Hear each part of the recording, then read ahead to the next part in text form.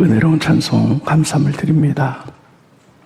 먼저 제가 양해의 말씀은 목감기가 심해서 목소리가 좀 갈라집니다. 그래서 잘 들으셔서 은혜가 되시길 바랍니다. 지난주부터 바울 유대 사람들에 대해서 말씀드리는데 오늘은 그리스와 소스덴에 대해서 말씀할 텐데요. 잘 들으시면 이게 이렇게 이런 분이구나 여러분 기억하실 수가 있겠습니다. 바울은 제3차에 걸쳐서 선교 여행을 떠나는데 제2차 선교 여행 때에 고린도에 가게 됩니다. 거기서 복음을 전하는데 그 당시에 전 세계 상황은 다음과 같습니다. 로마의 기독교인과 유대인들의 서로 다툼이 심했습니다. 로마의 기독교인들은 예수 그리스도가 하나님의 아들, 우리의 구세주다 이렇게 고백하는 반면 유대인들은 기독교를 이단으로 여겼습니다. 근데 그 당시에 로마에는 많은 유대인과 그리고 기독교인이 있었는데 서로 충돌합니다. 그래서 사회에 무리를 일으키자 로마 황제 글라우디오가 너희들을 다 나가라. 그래서 로마에서 추방을 시킵니다. 그래서 이들이 로마에서 다 추방돼가지고 그 당시 주변의 도시로 다 흩어지는데 고린도라는 도시에 이렇게 추방당한 기독교인과 유대인들도 모이게 되었습니다. 그때 바울이 고린도에 가서 복음을 전합니다.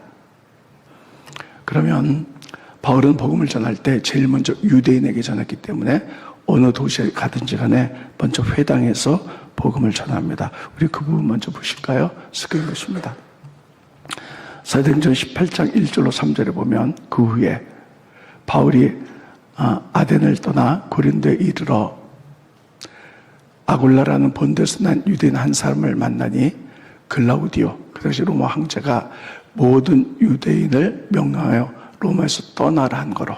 자, 그래서 그들이 다 흩어졌죠. 그래서 고린도에 추방당한 기독교인과 유대인들이 있었어요.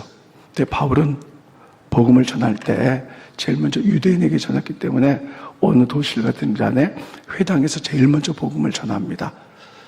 자, 복음을 전했는데, 자, 스크린 보시죠.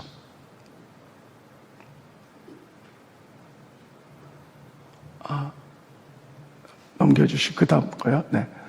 안식일마다 바울이 회당에서 강론하고 유대인과 헬라인을 권면하니라. 그러니까 회당에 가서, 고린도 교회 회당에 가서 복음 전했죠.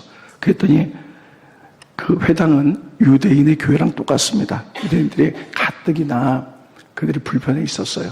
왜냐하면 로마에서 쫓겨나서 여기까지 왔는데 또 저 바울이 복음을 전하는구나 싶어가지고 그들이 바울에게 대적하기 시작합니다. 그래서 바울이 너무 힘들어요. 그래서 바울이 이렇게 얘기합니다. 내가 유대인에게 복음 전하지 않고 이방인에게 복음 전하겠다 하면서 옷의 먼지를 다 터버리고 이방인의 집으로 갑니다. 스크린 보십니다. 그들이 대적하여 비방하거늘 바울이 옷을 털면서 이르되 너희 피가 너희 몸으로 돌아갈 것이요 나는 깨끗하니라. 그 얘기는 뭐냐면 내가 너에게 복음을 전하는데 받아들이지 않았다. 그래서 너희는 나중에 구원에 이르지 못하고 심판 때 이를 것이다. 그러나 나는 복음을 전한 건 전하는데 너희가 안 받아들였다. 나는 깨끗하다. 이후에 내가 이방인에게 복음을 전하겠다 하고 이제 디도 유스도 집이라는 이방인 집에 머물게 됩니다. 그래서 유스도라는 이방인 집에 머물게 되는데 거기가 공교롭게도 회당 옆이었어요. 스크린 보십니다. 거기서 옮겨 하나님을 경외하는 디도 유스도는 이방인 집입니다. 이방인 사람들은 거하는 사람의 집에 들어가니 그 집은 회당 옆이었더라.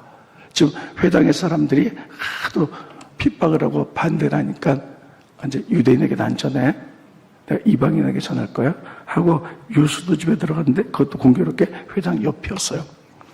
바울은 여기서 그래 한 번 더 복음 전하자.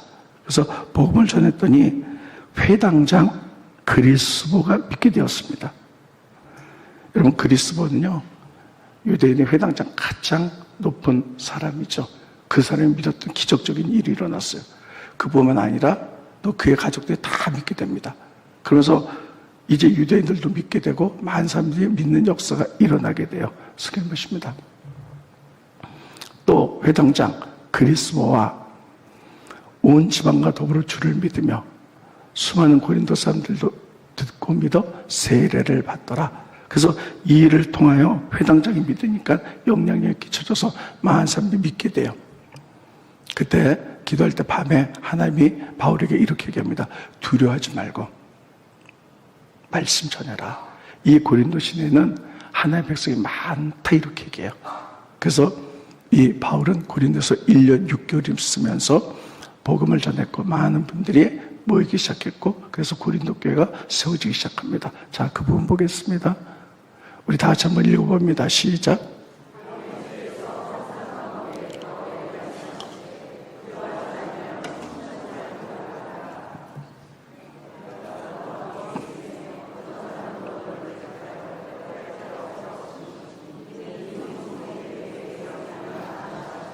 네. 그래서 1년 6개월 동안 복음 전하면서 고린도 교회가 세워지기 시작합니다. 그러니까 여러분, 이것을 또 다르게 이야기하면 결론은 이겁니다. 하나님이 바울에 대한 계획이 있었어요. 그래서 너 고린도로 가. 고린도에는 아직 이방인이지만 특별히 내 백성이 많은 곳이야. 그래서 바울은 고린도로 갔죠. 그런데 유대인들이 하도 핍박이 심하니까요. 나 유대인들께 안전해. 이렇게 생각을 했어요.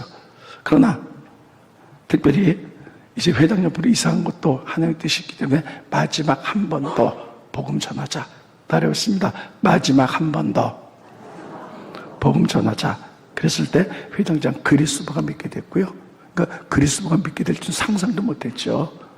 그리고 나서 또 가족들도 믿고 거기에 문이 열려서 많은 사람들이 모이게 되었다. 그래서 하나님의 뜻을 이루어드려 고린도 교회가 세웠다. 이렇게 성경은 말하고 있습니다.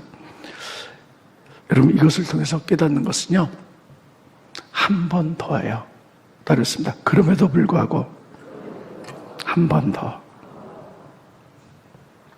여러분, 바울뿐이겠어요? 제가 늘 말씀드리지만 여러분이나 저나 이 땅에 아무렇게나 태어나서 아무렇게나 살다가 아무렇게나 가는 존재들이 아닙니다. 하나님의 특별한 계획 속에서 우리가 태어났고 우리가 살아가면서 하나님의 뜻을 발견하고 그것을 이루려고 하는 거죠. 나를 향하신 하나님의 뜻을 발견한 것을 비전이라고 부릅니다. 그래서 많은 분들이 하나님 나에게 주신 비전들을 향해서 나가고 있죠. 그런데 그 비전을 향해서 나가다 보면 또 힘들고 어려운 일들 굉장히 많습니다. 속상한 일도 많고 그때 많은 사람들이 그냥 포기해요. 그냥 이만쯤에서 그만두자. 이만큼 했으면 많이 했어. 이렇게 말합니다. 그때 하나님께서는 너를 향한 비전을 다 이루지 않았기 때문에 용기 내어 한 번 더 하라. 이렇게 말씀하겠어요. 혹시 오신 분들 가운데 하나님 나에게 주신 비전들이 있는데 때로는 힘들고 어려워서 내려놓고 싶을 때가 있고요. 혹시 그런 분들이 계십니까? 하나님은 말씀하세요. 너를 향한 하나님의 뜻이 아직 이루어지지 않았기 때문에 그럼에도 불구하고 용기 내어 한 번 더 최선 다하라. 이렇게 말씀하고 계십니다. 따르겠습니다. 한 번 더 최선을 다하자. 이렇게 말할 때 하나님이 원하는 많은 열매를 맺게 될 줄로 믿습니다. 성경에 보면요, 이렇게 한 번 더 최선을 다했을 때 놀라운 열매들을 맺는 얘기가 성경에 많이 나옵니다. 대표적인 게 베드로예요. 베드로는 어부였어요. 그래서 평생을 갈릴리 바다에서 살았기 때문에 고기들이 다니는 길을 알아요. 그리고 갈릴리 바다에 어느 시간에 어느 때쯤 가면 고기를 잡는 걸 다 알고 있었습니다. 근데 그날은 아무리 그물을 내려도 한 마리도 못 잡는 거예요. 그래서 이제 지치고 힘들어서 돌아오는데 예수님이 나타나셨어요. 그래서 예수님이 묻습니다. 고기가 있느냐? 없습니다. 그러면 바다 깊은 데 가서 그물을 내려봐라. 이렇게 얘기하죠. 그때 베드로가 보통 사람 같으면요, 이렇게 했을 거예요. 아니, 밤새도록 했는데도 못 잡았는데 지금 가서 깊은 데 가서 내린다고 잡을 수 있을까요? 또 상식으로 생각해봐도 저는 어부입니다. 예수님은 직장이 목수였어요. 당신이 바다에 대해서 뭘 합니까? 무시할 수도 있어요. 그러나 내가 한 마리도 못 잡았지만 당신의 말씀을 의지하여 한 번 더 내리겠습니다. 깊은 데 가서요, 그물을 내리니까 고기가 찢어질 만큼 많이 잡히게 됩니다. 스크린 보십니다. 시몬은 베드로입니다. 시몬이 대답하여 이르되 선생님, 우리들이 밤이 새도록 수고하였을 때 잡은 것이 없지만은 말씀에 의지하여 내가 그물을 내리이다. 다시 한번 말씀에 의지하여 다시 한번 하겠습니다 하고 그렇게 하니 고기를 잡은 것이 심이 많아 그물이 찢어지는지라. 이런 베드로가 그렇게 했는데도 안 됐어. 그리고 그대로 돌아왔다면 한 마리도 고기를 잡지 못했을 거예요. 그럼에도 불구하고 한 번 더 말씀에 의지하여 전진해 나갔을 때 많은 고기를 잡았다는 것이에요. 뿐만 아니라 여러분 잘 아는 대로 삼손도 마찬가지입니다. 하나님이 삼손을 이 땅에 내셨을 때 하나의 위대한 계획이 있었어요. 그것은 그 당시 이스라엘 나라가 블레셋에 고통을 당하고 있었는데 삼손에게는 특별히 힘을 주셨어요. 그래서 괴력을 가지고 블레셋에서부터 이스라엘을 구원하라. 이게 비전이었어요. 그래서 이 삼손이 얼마나 힘이 센지요. 나귀 턱뼈 하나로 무장한 블레셋 사람을 1000명을 죽일 만큼 대단한 힘의 사람입니다. 그런데 삼손이 하나님 뜻대로 살지 않는 거예요. 주색 잡기에 빠져가서 정욕대로 살다가 결국은 다 멸망합니다. 그래서 드릴라라는 여인에게 잘못 걸려서 머리털이 다 잘리고 눈이 빼앗기고 그리고 블레셋에 끌려가서요 연자맷돌을 돌리는 비참한 시대가 되었어요. 연자맷돌은 나귀들이 돌립니다. 근데 이제 그런 신세가 되었어요. 근데 블레셋 나라에 명절이 되었습니다. 그래서 블레셋 사람들이 신전에 다 모였을 때 삼손을 구경거리로 만들기 위하여 눈이 뽑힌 삼손을 신전 기둥에다 매달아 놨어요. 그때 삼손이 이렇게 얘기합니다. 하나님께 저는 그동안에 하나님 주신 비전대로 살지 못하고 죄를 짓고 타락했습니다. 그러나 이번 한 번만 더 힘을 주십시오. 그러면 제가 하나님 뜻대로 살아서 블레셋을 다 죽이고 이렇게 하겠습니다. 그리고 그때 하나님 그 소원을 들어서 한 번 더 힘을 주셨어요. 그래서 그 힘을 가지고 양쪽 성전의 기둥을 잡아당기자 성전이 무너지면서 블레셋의 모든 사람들이 죽고 삼손도 장렬하게 장사를 하게 됩니다. 스크린 보시죠. 삼손이 여호와께 부르짖어 이르되 주 여호와여 구함나니 나를 생각하옵소서. 하나님이여 구함나니 이번만 나를 강하게 하사. 이 뜻은 이번 한 번만 더 기회를 줘서 강하게 하사 나의 돈을 뺀 블레셋 사람에게 원수를 단번에 갚게 하옵소서 하고 한번 따라하겠습니다. 한 번만 더 나를 강하게 하사. 여러분 그때 삼손이 그렇게 하지 않았다면요 그냥 비참하게 죽고 말았을 거예요. 하나님 한 번만 더 기회를 주십시오. 한 번만 더 믿음으로. 여러분 오신 분들 가운데 여러분을 향한 하나님 뜻과 계획이 있을 거예요. 근데 그거 무시하고 세상으로 나가서 세상적으로 살다가 힘들고 어려워진 사람도 있을 겁니다. 나는 안 되는 것 같아. 그러나 주님 말씀하시지 않습니다. 그렇게 말씀하지 않으세요. 할 수 있어. 내가 너에게 힘줄 테니 한 번만 더 주님 뜻대로 살아라. 말씀하고 계십니다. 오늘 오신 분들 가운데 나의 비전, 하나님의 뜻 있지만 세상의 바쁜 것 가운데 때로는 지쳐서 또 세상 속에 살다가 그런 것들을 잊어버린 분들이 계신다면 여러분 그대로 우리 인생이 끝날 수 있어요. 그런데 우리가 주님 앞에 한 번만 더 기회 주십시오. 한 번만 더 믿음으로 나가겠습니다 한다면 하나님 우리에게 생 주셔서 우리 향한 하나님 뜻과 계획들을 이루게 될 줄로 믿습니다. 첫 번째 우리에게 이런 교훈을 주세요. 두 번째는요, 그래서 회당장 그리스도가 예수를 믿었잖아요. 그래서 유대인 회당에서는요 난리가 났어요. 어떻게 회당장이 예수를 믿냐. 그리고 두 번째 회당장을 뽑았습니다. 그 사람이 소스데네예요. 따라했습니다. 소스데네. 그래가지고 새로운 회당장과 유대인들이 바울에 대한 분노, 그것 때문에 아니 감히 우리 회당장을 변화시켜 분노 때문에 저 바울 그냥 두면 안 되겠다 하고 법정에다 고소를 합니다. 그래서 소스데네와 유대인들이 바울을 데리고 법정으로 갑니다. 그래서 법정에서 판결해달라 그러는 거예요. 근데 법관이 이렇게 얘기합니다. 이 바울이 뭔가를 범죄를 했다면 그건 우리가 판결해 줄 수 있다. 근데 너희 나라, 이스라엘 나라에 대한 종교적인 관한 거니까 너희끼리 해결하라. 이건 법정에서 해결할 일이 아니다 하고 돌려보내요. 그리고 법정의 문이 닫습니다. 그랬더니 소스데네는 한마디도 하지 않거든요. 그랬더니 유대인들이 막 분노가 일어나고 이렇게 얘기합니다. 아니 이럴 때 우리 대표 소스데네 너는 뭐하고 있는 거냐. 항의라도 좀 한번 하고 뭐 어떻게 해야 되지. 근데 소스데네가 가만히 있으니까요. 유대인들이 분노를 이기지 못해서 마녀사냥식으로 소스데네를 칩니다. 막 때립니다. 소스데네가 넘어졌죠. 그리고 그들은 다 집으로 갑니다. 스크린 보십니다. 모든 사람들이 회당장 소스데네를 잡아 법정 앞에서 때리되 갈리오는 그 당시에 재판장입니다. 이를 상관하지 아니하니라. 자, 소스데네 이걸로 끝나요. 자, 그러면 법관도 떠났고 소스데네를 막 때렸던 유대인도 떠났고 바울과 소스데네 둘만 남았어요. 그럼 소스데네는 유대인들이 왜 분노할 때 아무 말도 하지 않고 있었는가? 저는 이렇게 생각합니다. 그는 참 사려가 깊고 앞뒤를 생각한 사람이구나.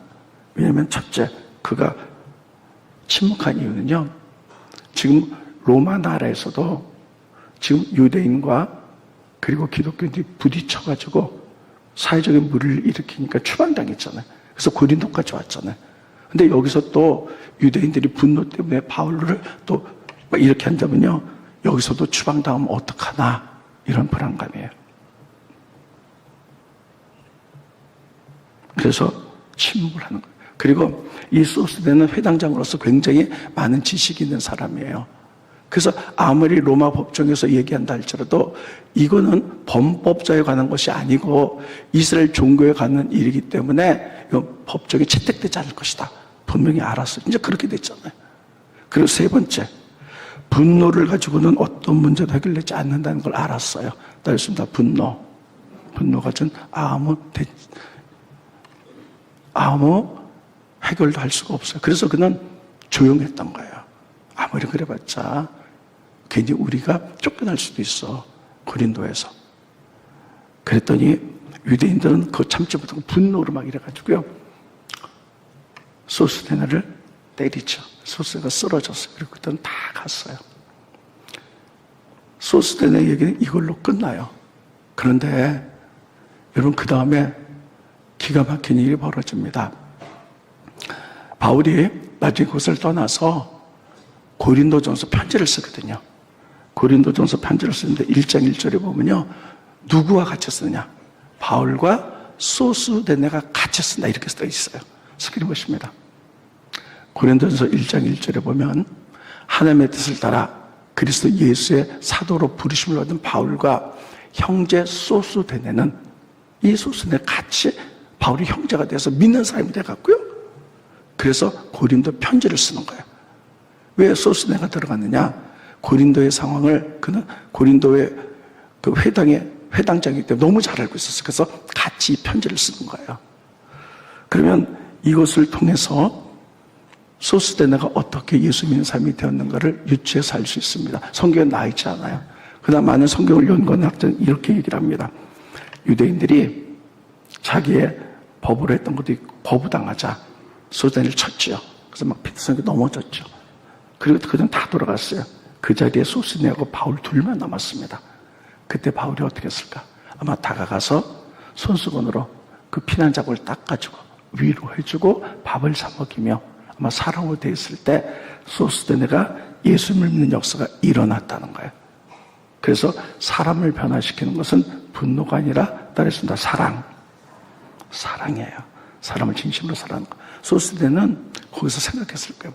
내가 평생 유대교를 믿었지만 저렇게 분노하고 잔인하고 버리고 그러나 그리스도를 믿는 바울은 자기를 위로하고 상처를 닦아주고 이 사랑을 통해 이게 진짜 종교구나 하고 믿게 되었을 것이다.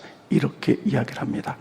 자, 이것을 통해서 두 번째 이야기는요, 분노를 통해서는 어떤 문제도 해결되지 않아요. 여러분, 우리가 어떤 문제가 생길 때 막 분노하죠. 근데 분노를 통해서는 어떤 문제도 해결되지 않고 오히려 관계만 끊어집니다. 여러분, 그런데 마지막 때가 될수록요, 모든 사람이 분노에 차 있어요. 그 코로나19 몇 년 사이에 정말 우리나라 사람들이 너무 많이 달라졌어요. 전부 다 이상하게 분노에 다 차 있어요. 그래서 나랑 다르면 다른 건데 틀렸다고 말하고요, 서로 사납고, 이게 교회까지 돌아갔고요, 막 엄청난 일들이 벌어지고 있습니다.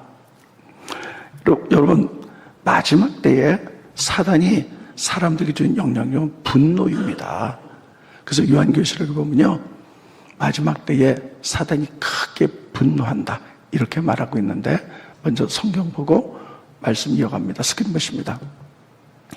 요한계시록 12장 12절에 보면 마지막 부분 보겠습니다. 마귀가 자기의 때가 얼마 남지 않은 줄 알므로 크게 분노하여 너에게로 내려갔다. 마귀가 크게 자기 때가 얼마 남지 않고 크게 분노해서 우리에게 내려왔다는 거예요. 그래서 우리에게 영향력을 주는데 분노의 영향력을 줘요. 여러분, 하나님을 믿으면 하나님 우리에게 성품적인 영향을 끼치죠. 그래서 사랑하고 온유하고 겸손하고 섬기는 거죠. 하나님의 성품이에요. 근데 마귀는 우리들에게 영향을 끼치는데 성품이 분노의 성격으로, 그래서 사나워지고 이렇게 싸움하고 이렇게 되는 거죠. 그래서 성경에 보면요, 마지막 때 사람들이 현상에 대해서 쓰고 있는데 분노하고 사나워지고 싸운다 이렇게 쓰고 있어요. 스크린 보십니다. 디모데후서 3장 1절로 3절에 보면요, 너는 이것을 알라. 말세에 고통하는 때가 이르러 사람들이 자기를 사랑하며 돈을 사랑하며, 이거 다 말세에 일어난 일이죠. 자랑하며 교만하며 비방하며, 나랑 틀리면 나 비방해요. 부모를 거역하며 감사하지 아니하고 거룩하지 아니하며 무정하며 원탕을 풀지 않는, 원탕 풀지 않는 건 분노한다는 거예요. 그리고 모함하며, 그리고 절제하지 못하며 사나우며, 이게 분노의 현상이에요. 말세는 사단의 이런 영향력으로 사람들이 다 분노한다는 거예요. 분노해서 관계가 깨진다는 거예요. 여러분, 분노로는 어떠한 것도 해결할 수가 없습니다. 파괴만 있을 뿐이에요. 지금 세상의 마지막 희망은 교회입니다. 세상에서는 분노하고 막 뒤편 내편 갈라가면서 싸운다 할지라도 교회는 절대 그래서는 안 돼요. 교회는 그런 모습을 보여서는 안 됩니다. 그런데 마지막 때가 돼서 그런지 몰라도요, 막 교회에서도 사람들이 분노하고 관계가 깨지고 교회가 갈라지고 너무너무 많아요. 제가 여러분께 물어볼게요. 우리가 믿는 교회는 보편적인 교회입니다. 여러분, 우리가 예배 드릴 때 사도신경 외우시잖아요. 오늘도 하루에도 예배에서 몇 번씩 외워요. 거기 보면 이렇게 돼 있어요. 성령을 빌싸우며 거룩한 공예와 성도가 서로 교통하는 것. 여기 보면 거룩한 공예. 따라했습니다. 거룩한 공예. 이게 무슨 뜻인지 아세요? 이게 바로 보편적인 교회를 믿는다는 거예요. 우리는 이걸 믿는 거예요. 차별하지 않는 거예요. 그럼 제가 여러분 물어볼게요. 미국에 지금은 차별화가 없어졌지만 그 노예들이 있었을 때, 흑인 노예였을 때 백인들만 모이는 교회가 있었고 흑인들만 모이는 교회가 있었어요. 그럼 흑인들이 백인 교회 가면 내쫓았어요. 이게 보편적인 교회입니까? 이걸 교회라고 믿습니까? 이건 교회가 아니에요. 그러면 여러분, 우리나라에 지금 만약에 예를 들어서 우리 교회는 부자만 모이는 교회다. 교인 등록하면 재산이 얼마입니까? 우리 교회는 10억 이상만 받습니다. 그 부자만 와서 예배 드려요. 이게 교회입니까? 모르겠어요? 교회가 아니죠. 교회는 보편적으로 가난한 자, 부자, 배운 자 다 노인, 아이들 없이 다 받아들인 게 보편적인 교회잖아요. 그렇다면 이 시대 양상은 어떻게 생각합니까? 이 시대가요, 정말 만성이 분노하고 있는데 이 정치적인 어떤 갈라치기 때문에 보수가 있고 진보가 있고 막 이것 때문에 교회가 굉장히 힘들어요. 그래서 교회 내에서 서로 이것 때문에 분노하고 싸우고 다투고. 그래서 어떤 데는요, 정말 우리는 보수적인 교회야, 진보적인 사람 다 나가. 정말 그런 교회가 있어요. 우린 진보적인 교회, 보수 다 나가. 이게 진짜 교회입니까? 이건 교회가 아니에요. 이게 교회가 지금 이렇게 하고 있다는 거예요. 우리가 매일 고백하는 것도 거룩한 공약, 보편적인 교회를 믿습니다. 그런데 교회 내에서도 여러분 많은 사람들이 모이기 때문에 정치적인 성향이 다를 수 있어요. 그런데 나랑 다르면 틀렸다고 생각했었고요. 우리끼리 똘똘 뭉쳐서 쟤들 내쫓아야 돼. 이게 교회입니까? 이건 교회가 아니에요. 이런 모습으로 분노해가지고 서로 싸우고 다투고 사나워지고, 이게 이 시대의 현실이라는 거예요. 여러분, 이게 바로 영적 전쟁입니다. 보이지 않는 마귀가 마지막 때 크게 분노해서 이렇게 영향력을 끼치고 교회까지 들어와서, 교회는 세상의 마지막 희망인데 교회까지도 보편적인 교회를 떠나고 있다는 거예요. 우리 교회가 만약에 이렇게 된다면 이건 더 이상 교회가 아닙니다. 그래서 여러분, 첫째, 분노를 가지고는요 아무 문제도 해결할 수가 없어요. 교회는 어떤 것이냐? 하나님의 성품을 본받아서 나와 성도들과 교회를 통해서 하는 성품이 드러나야 돼요. 나를 통하여 교회를 통하여 그리스도가 드러나자. 그리스도의 가장 큰 성품이 뭡니까? 사랑이잖아요. 그래서 용납하고 화합하고 하나 되는 것, 이게 드러나는 게 이게 교회고, 이게 바로 보편적인 교회예요. 우리는 수도 없이 예배드리면서 이거를 고백하고 있으면서요, 현실에 그렇지 못하는 마지막 때가 됐다. 나랑 다르면 분노하고 싸우고 사납고. 분노는 어떤 문제도 해결하지 못합니다. 그냥 관계만 끊어낼 뿐이에요. 중요한 것은 나를 통하여 하나님의 성품이 드러나야 되는데, 교회를 통하여 하나님의 성품이 드러나는데, 그게 바로 사랑입니다. 그렇습니다. 사랑이 사람을 변화시킨다. 믿으십니까? 이거예요. 이게 그리스도 성품이기 때문이에요. 얘기 안 하고 결론을 짓도록 하겠습니다. 복음서에 보면 문둥병자 환자가 있었어요. 근데 문둥병에 걸리면 이게 전염성이기 때문에 저주받았다고 생각해서 사람들 가까이 물 수가 없어요. 양식이 필요해서 달라 그러면요, 저만큼 떨어져서 달라 그래야 돼요. 그러니까 사람께 가까이 오면요, 전염성이기 때문에 이 저주받은 사람하고 돌을 쳤어요. 근데 예수님이 등장했는데 문둥병자가 예수님에 관한 이야기를 들었던 거예요. 예수님께 가까이 갑니다. 가까이 가면 돌로 쳐서 죽이는 관습도 있었는데 목숨을 건 거예요. 그래서 가까이 가서 엎드리죠. 나를 고쳐주십시오. 그때 예수님이 뭐라 그랬을까요? 어디 율법으로 문둥병자가 가까이 와? 분노하면서 당장 나가! 저기 떨어져! 이래도 아무렇지도 않은 세상이었어요.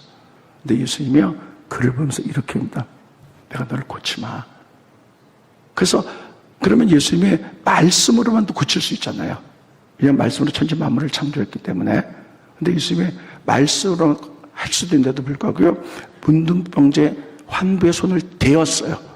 손을 댔다는 것, 이게 사랑이거든요. 문둥병자가 육신만 아픈 게 아니에요.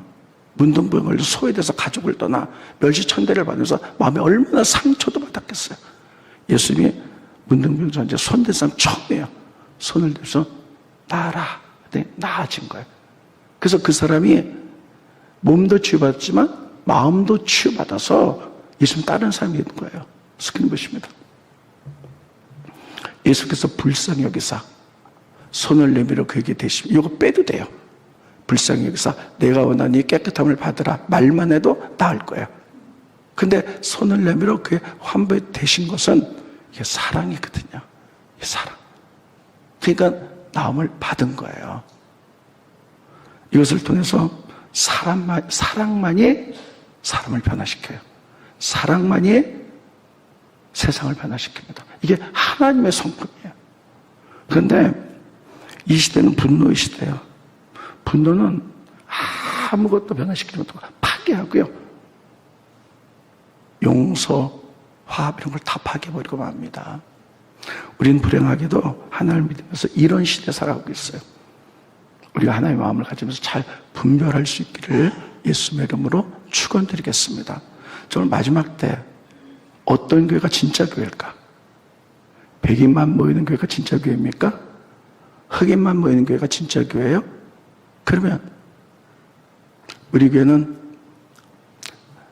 자가용을 타보는데 그랜저 이상만 타고 와. 나머지 작은 차 타고 우리 교회 아니야. 이게 진짜 교회입니까? 아니죠. 그렇습니다. 나는 보편적인 교회 믿습니다. 매일 고백하잖아요. 매일.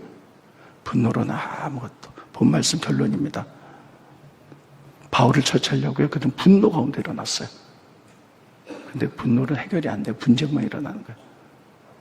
근데 이 소스대는 바울이 그럼에도 불구하고 사랑으로 하자.